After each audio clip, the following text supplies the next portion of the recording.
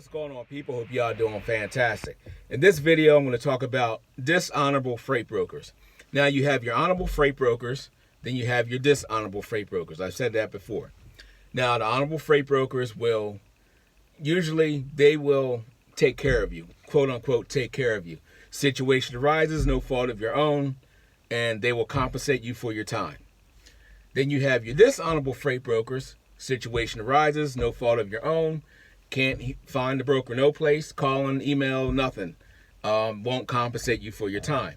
So the other day, it was Tuesday, I picked up a load, called on the load. Well, first, let me go through the steps first. For those of you that don't know the process.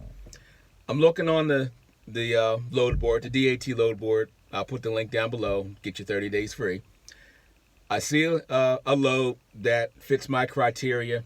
I go ahead and I check the reviews of the company.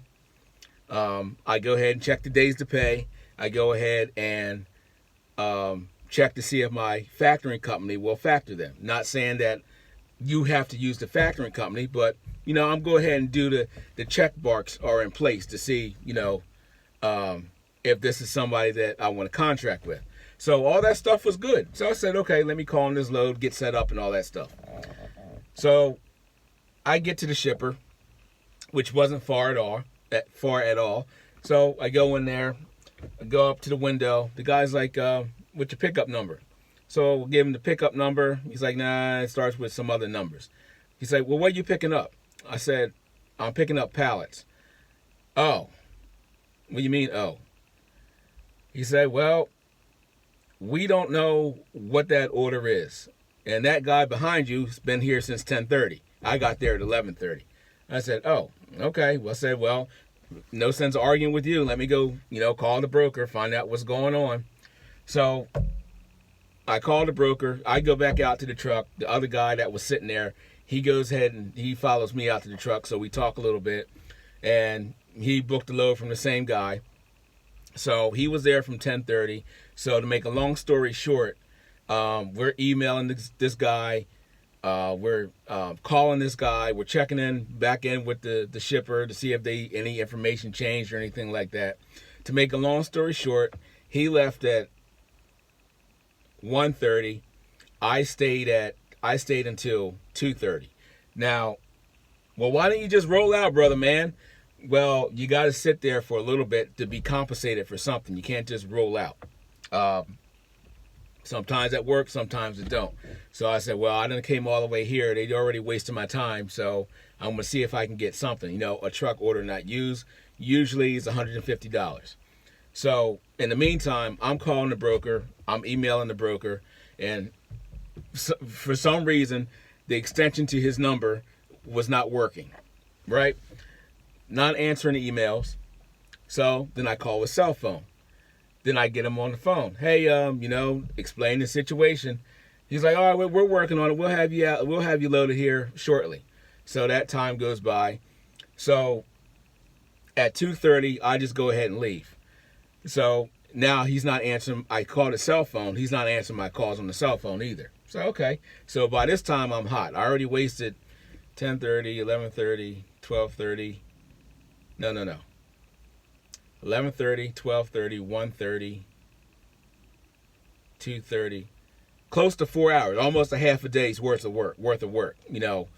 So I'm hot by now. So I go ahead, I find something else. So that night I'm back at home. It's like 6:00 at night, and I'm still mad. It's like, this guy wastes my time. He won't return phone calls, won't return emails. Didn't hear back from him, nothing. So I'm like, do I need to call my contacts that own a concrete business or a trash business, waste hauling business, meat grinder? They got nicknames, and that's, now some of you will get that joke, that humor. Is it humor or is he being for real? Oh, well, anyway. Or, how am I going to take care of this? So I'm sitting there. So I'm like, you know what? I'm going to send him another email. So go back, typing out the email. And I type it out. I was here. This is the time I was there. This is the time I left. And I need a truck order not used, $150.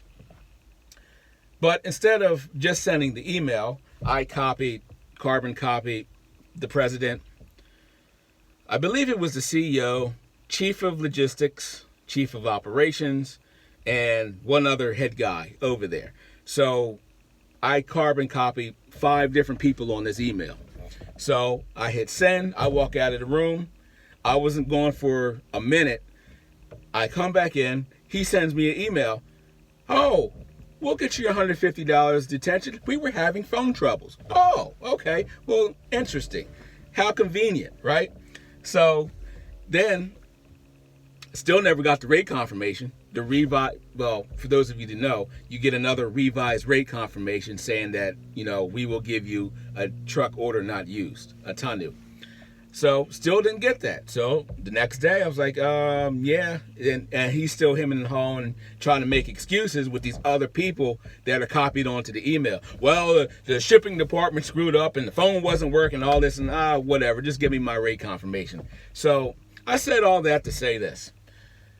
When it's your business, sometimes you just gotta fight for your money. Even though you did nothing wrong, you did everything that you were supposed to, but the people on the other end they're just gonna be dishonorable. So, there's different steps to get your money. You can go the Concrete Shoes way, meat grinder, trash truck, or whatever. You know what I'm saying? Nehemiah Hands, or send an email, carbon copy everybody that you can find on that email. You do whatever. But hopefully this video has helped you. Hopefully it was a little entertaining for you. Just, brother man don't play. He may be quiet, but he don't play. We'll see ya.